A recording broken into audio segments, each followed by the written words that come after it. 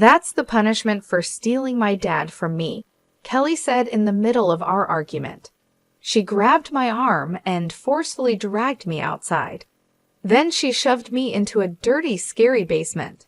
I tried my best to resist, but younger people are just stronger. I was trapped inside the scary basement. In the dark and chilly basement, I started to feel ill. What should I do? How can I get out of here? Though I was panicking, I felt a slight weight in the back pocket of my jeans. Oh yeah, I have this. I quickly searched my pocket. "My name is Olivia Anderson, and I'm 45 years old. I work as an administrative assistant at a company. The job isn't too complicated, but it's never boring. I find it fulfilling, and I love my coworkers because they are all kind-hearted. It might be rare, but I genuinely enjoy my job every day and don't find it burdensome. However, there was one thing that concerned me. I wasn't married. Seeing my friends get married and live happily ever after made me feel both envious and a bit sad. The thought of living the rest of my life alone was quite daunting.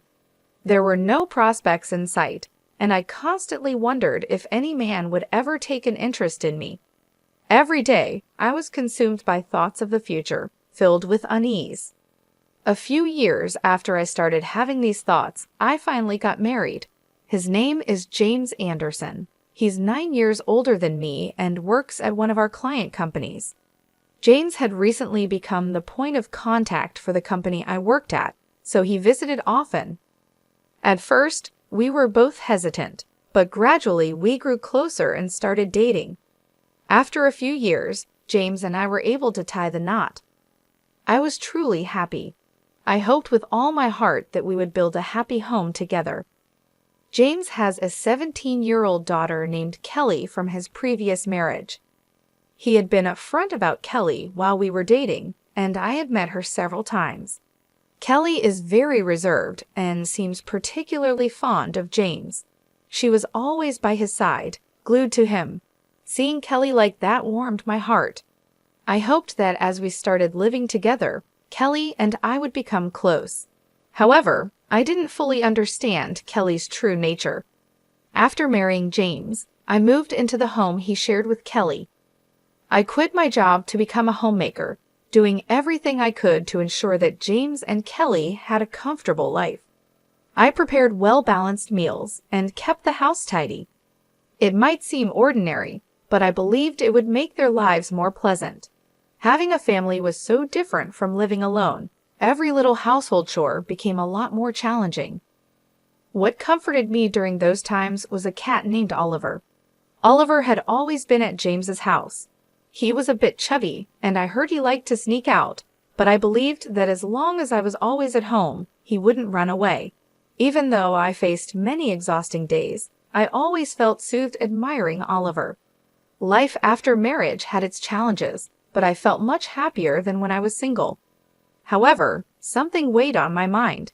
I worried that Kelly might not think highly of me, leading her to ignore me. Even when I tried to start a conversation, Kelly would look at me with a confused expression and continue to ignore me.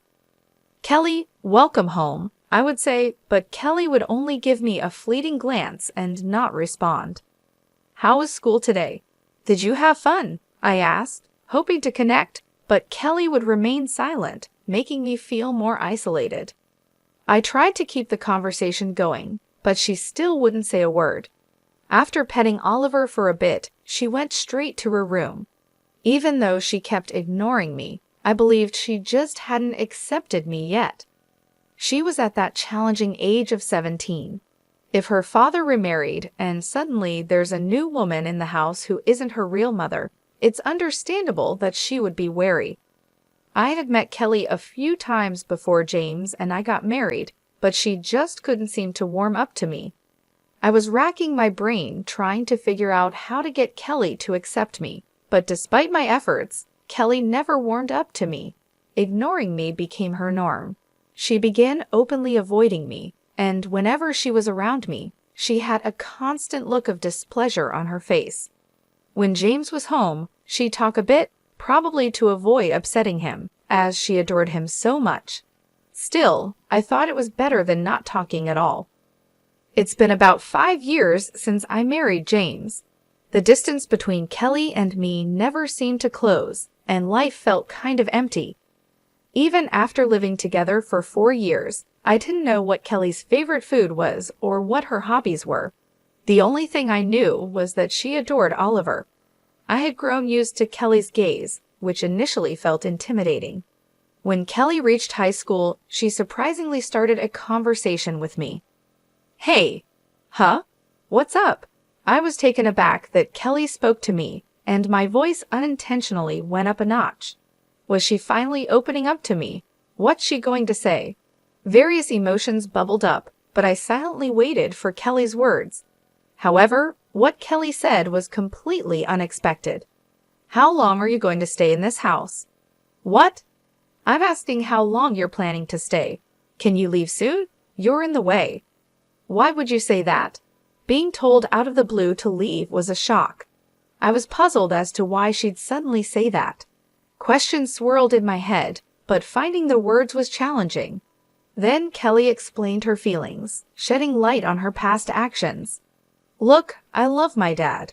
It was just the two of us, you know.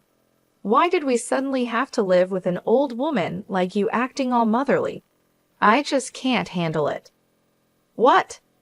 "I thought if I treated you like you weren't there, you'd break and divorce him. Was school fun? Seriously gross." I was bombarded with her hurtful words, leaving me speechless. "In front of Dad, you act all high and mighty, but it's been hard for me, you know. Maybe it's time you realized your worth, old lady." Seeing my sad face, Kelly seemed satisfied and flashed a smile. I had never seen Kelly look like that before as she walked away. All along, she had harbored such negative feelings towards me. Her hurtful words and the suggestion to reflect on my worth kept echoing in my head. Before I knew it, tears streamed down my face. What was the point of all the effort these past 5 years? I tried so hard to gain Kelly's approval, but in the end, she never accepted me. How should I approach Kelly now? I tried desperately to find an answer, but none came. From that day on, Kelly began hurling insults at me. "Olivia, I've always thought this, but you're really bad at cooking. It's seriously awful." "Oh really? I'm sorry." "It's sad for Dad, you know. There are so many better people than you out there. With Dad's charm, he could remarry in a heartbeat." Kelly would say things like this, but she would put on a facade in front of James. "You know, Olivia's cooking is really delicious, right, Kelly?" "Yeah, it's yummy," Kelly would reply. It wasn't new, but seeing Kelly's quick switch always left me dumbfounded. "What's wrong, Olivia?" James would ask. Olivia is just so happy. I feel happy yet not happy, such a complicated emotion that probably no one can understand. "I guess so," I replied, trying to maintain my composure. But Kelly lost all restraint and kept on with her tirades. Many times, I thought about breaking down and confiding in James, but I never could take that step. James always seemed so busy with his daily work. I just couldn't bring myself to burden him with my problems. I thought if I just endured, everything would be okay. Even if Kelly said she loved James, she might eventually move out and live alone. I saw it as just enduring until then. 6 years later, Kelly went on to college after graduating high school and later got a job at a company near home. Around the same time Kelly started working, James began taking on business trips. Initially, they were just for a day or two, but gradually the duration increased. It wasn't rare for him to be gone for 2 weeks or even an entire month. A few months after these trips began, Kelly's verbal abuse didn't stop. With James gone, it seemed Kelly had no filter. "The food's terrible. Can't you do something about it?" "Say something," Kelly demanded as she left her unfinished meal and quickly went to Oliver's place. I looked at the leftover food and gently put down my knife and fork. I had endured so much up to this point, but one day I finally reached my breaking point. Endless verbal abuse and a cold attitude every day. I was treated more like a maid than a mother. There wasn't any particular trigger. While Kelly was hurling insults at me as usual, I finally snapped. Just get out already. You're so annoying. Hey, you're always telling me I'm a bother and to leave. Enough is enough, I shouted back. Kelly, not used to me talking back, was taken aback, but quickly responded with harsh words. What? Why are you suddenly talking back? I seriously can't deal with this. I can't take it anymore. If you can't stand it, why don't you move out? You have a job, you have money, and you do fine on your own. I'm a homemaker. I can't just up and leave. Maybe I hit a nerve because she didn't respond. I could tell she was fuming. Lost your tongue? What happened to all that energy just a moment ago? I said. Just as I was about to get the upper hand, Kelly suddenly grabbed my arm, squeezing painfully tight. Ouch! I protested, but Kelly wasn't listening. She forcefully dragged me outside. Hey! I yelled as she pulled me toward a small storage theory basement. Without hesitation, she pushed me into it. Though I resisted, I was no match for her younger strength. In an instant, I was locked inside the scary basement. What are you doing? Hey, let me out. I desperately banged on the wall, pleading with Kelly to release me, but she didn't seem to care. I can't just let you out, even though you say so. Oh, by the way, I haven't told you, but I've got a trip planned for 4 days. Well, try to survive in that cramped theory basement. 4 days? Are you serious? Hey, what about Oliver? Oliver has an automatic feeder, so he'll be fine, she said. I was stunned by her completely irresponsible comment. You're being so irresponsible. Shut up. Never come out of there again, she yelled back. That's the punishment for stealing my dad from me. Soon after, Kelly's presence disappeared. Inside the dark, cold, scary basement, I started feeling sick. What am I going to do? I can't bear to stay in here for 4 whole days. I started panicking even more, desperately banging on the walls, but it was no use. At that moment, I suddenly felt the weight in my pants pocket. Oh yeah, I have it. I quickly reached into my pocket and pulled out my smartphone. Such a lucky break. I called my nearby friend, Linda Blair. Oh hey Linda. Olivia, what's up? It's rare for you to call. I explained my situation and asked Linda to come help. In just a few minutes, Linda arrived. Are you okay? She asked as she opened the door, letting in the bright sunlight. Even though I'd only been in the scary basement for a few hours, it felt like days since I'd been outside. I thanked Linda, and she took me to her house. I didn't have my keys, and James was away on a business trip. Given all that, Linda told me I could stay at her place for as long as I needed. When I got out of the scary basement, I felt that Kelly was gone. She probably already left for her trip. The next thing I needed to do was contact James. I sent him a message, telling him what happened and where I was. I couldn't exactly ask him to come back, but deep down, I hoped he would.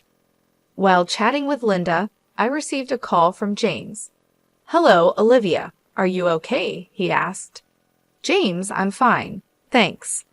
Listen, I'm heading home now. I'll come pick you up, so wait at your friend's place a bit longer, okay? Oh, what about your work? Forget work. Just know I'm on my way. I think it'll take about 5 hours, so hang tight. James seemed worried and was making the effort to come back. I thanked James and hung up. He said he's coming to pick me up. Can I stay here for another 5 hours or so? I asked Linda. Of course. Honestly, you have such a caring husband. I can kind of see why Kelly might be a bit jealous. Jealous? Yes, jealous. She was like, I love Dad, right? From what I've heard, she's probably jealous that you married her beloved dad. Is that so? Now that it was mentioned, it did seem like jealousy. Just because she's family doesn't mean you should hold back. Telling her off when needed is for Kelly's own good, you know. Okay, Linda's right, I thought. No matter how long we've lived together, acting impulsively in anger, like I did, isn't going to help Kelly. But how can I get through to her? I racked my brain for a solution and came up with a somewhat forceful plan. I immediately shared the plan with Linda. That's a pretty cool idea. Give it a shot, she said. I'll give it my best shot. Linda seemed amused and supported the idea. 2 hours later, James arrived at Linda's house and knocked on the door. Are you okay, Olivia? I'm fine, thank you, but you were at work. You matter more to me than any job, he said. James had decided to take a few days off from work. Is it okay for you to take time off like that? Yeah, they said they'll manage. I feel like I need to have a serious talk with Kelly. After that, I explained to James in detail what Kelly had done to me and how I ended up trapped in the storage basement. James listened intently and apologized. I'm sorry for not noticing. It's not just your fault. I didn't speak up, and Kelly was doing all this secretly. Still, I should have noticed something was off. I'm truly sorry. A heavy atmosphere lingered until Linda broke through it. Hey, why the long face? You're going to scold Kelly, right? Buck up. Linda's words somehow inspired me. You're right. Afterward, we thanked Linda and went home. I felt like I might have troubled James, but if this could make Kelly's behavior settle down, I'd be glad. When we got home and things calmed down a bit, I told James about my plan for Kelly and why I felt the need to go to such lengths. After pondering for a moment, James said, well, honestly, considering Kelly's past, it might take something drastic to get through to her. 2 days later, it was the day Kelly would return. Since we didn't know when she'd be back, we left the window closest to the basement open, keeping an eye out for her return. Around 5:00 p.m., a taxi stopped in front of our house, and Kelly stepped out with her luggage. The plan I put into action involved making the basement, where I was supposedly locked up, seem ransacked and emit a rotting smell. Frankly, it's debatable if a human being would pass away in such conditions for 4 days. Moreover, even if the person did pass away, the stench of decay wouldn't arise immediately. However, I bet that Kelly wouldn't know such details. With a slight intention to shock her, I executed my plan and secretly watched Kelly. I noticed Kelly stopped in front of the scary basement. From her reaction, it seemed my plan was working. Oh, what's that smell? Kelly frowned at the stench coming from the scary basement.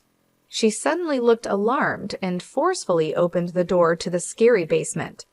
Kelly was choking from the intense odor, but her expression quickly changed to shock as she saw the inside. What's this? It's been ransacked. We approached the stunned Kelly and spoke up. How was your trip? Olivia, why? Wait, Dad's here too. Kelly, we need to talk, James said with the scariest expression I'd ever seen on his face. Seeing James's face, Kelly seemed to understand everything. She sat on the sofa, looking downcast. You've done some terrible things to Olivia, James said. Kelly remained silent. You panicked earlier, thinking that maybe Olivia had died in there. That's not it. Then why did you look so panicked in front of the scary basement? After a pause, Kelly revealed something unexpected. I thought Oliver was inside. What? Oliver? After all, Oliver used to escape often before. I thought maybe he somehow got inside the scary basement and couldn't get out. You should have been worried about Olivia after locking her up. What would have happened if I hadn't come back? I forgot about Olivia. I couldn't believe she forgot she locked me up. I was so shocked I couldn't find the words, but James was livid. I never thought you'd be like this. I'm truly disappointed. But wait, Kelly tried to justify herself, but James cut her off. Wait for what? Going to make excuses? It's just that I felt like Olivia took Dad away from me. You did something that could have had serious consequences just because you felt like it, and then you forgot about it. I never thought I raised you to be like this. With that, James sighed. He seemed to have completely given up on Kelly. Sensing this, Kelly stood up and started defending herself again. Dad, don't say things like that. I just love you so much. If Olivia had just waited quietly for 4 days, I would have let her out. If Olivia hadn't called her friend, none of this would have happened. Dad didn't have to leave work early or take the day off. This is all your fault. Wouldn't it have been better if you hadn't obviously disliked me? Maybe if you hadn't locked me up, your misdeeds wouldn't have been discovered. You act on your own, but shove all the responsibility onto me. What? Oh, by the way, it seems you were worried about Oliver. But didn't you once say that leaving Oliver alone for about 4 days was okay? That's just unthinkable. Do you realize you have a living creature under your care? I thought it would be fine. If you truly cared, leaving Oliver alone for 4 days wouldn't even be an option. By the way, do you even know what kind of food Oliver is currently eating? James and I have been taking care of him. I thought you loved Oliver, but now you only pet him when you feel like it and ignore him otherwise. It's so contradictory that it's almost funny. When I said what I was honestly thinking, Kelly blushed with anger. Why do I have to be told that by you? You're a stranger, the one who took away my dad, so it's all your fault. Hey, that's enough, James stepped in. Kelly, who couldn't understand what I was saying, snapped even more. You've been spouting nothing but self-centered nonsense. How is it all Olivia's fault? I really can't understand what you're thinking, James said. Daddy, Kelly cried, clinging to James. But James coldly looked down at her. Just leave this house. What? Why all of a sudden? Kelly asked, shocked. I can't keep someone in this house who, on a whim, endangers another's life and then forgets all about it and merrily goes about playing. Get out now. But enough. You think you have the right to talk back. You really don't think of anyone but yourself. Kelly tried to persuade James, but he brushed her off. Desperate, she turned to me. Olivia, please say something. No, it's no use. Just leave, as James said. Stop clinging to me. Just as he said, you really only think about yourself. Hearing my words, Kelly hung her head with a resigned look. She dragged her suitcase and left the house. Her figure seemed lonely, but oddly enough, I didn't feel sorry for her at all. After Kelly left, the house was eerily quiet. The tension that had been building up for years finally seemed to dissipate, but it left an uncomfortable silence. James sat down heavily on the sofa, his face a mixture of anger, sadness, and exhaustion. I'm sorry, Olivia. I should have seen what was happening. I should have done something sooner, James said, breaking the silence. It's not your fault, James. Kelly hid her actions well, and I didn't speak up. We both share some of the blame, I replied, sitting next to him. But still, I should have been more aware. As her father, I should have known, he sighed, rubbing his temples. We can't change the past. We just have to move forward and hope Kelly learns from this, I said, trying to offer some comfort. James nodded, though he still looked troubled. I'll reach out to her in a few days, once things have calmed down. Maybe some time apart will give her perspective. I agreed, hoping that this separation might indeed help Kelly reflect on her actions and understand the consequences of her behavior. For now, though, we had to focus on rebuilding our lives without the constant tension. The following days were a mix of relief and sadness. The house felt lighter without Kelly's presence, but there was also an emptiness. I kept myself busy with household chores and taking care of Oliver, who seemed to sense the change and stayed close to me. James took a few more days off work to be with me. We spent time talking about the future, making plans to strengthen our relationship, and discussing how to handle things if Kelly decided to come back. One evening, as we sat on the porch watching the sunset, James turned to me and said, "Thank you for staying strong through all of this, Olivia. I know it hasn't been easy." It hasn't been easy for you either, James. But we're in this together, and we'll get through it, I replied, squeezing his hand. We sat in comfortable silence, finding solace in each other's presence. Despite the turmoil of the past few days, I felt hopeful for the first time in a long while. 2 weeks later, James received a call from Kelly. She sounded calmer, though there was still a hint of defiance in her voice. They talked for a long time, and James assured her that he still loved her, but made it clear that her actions had serious consequences. Kelly agreed to seek counseling and apologized for her behavior. It was a small step, but a significant one.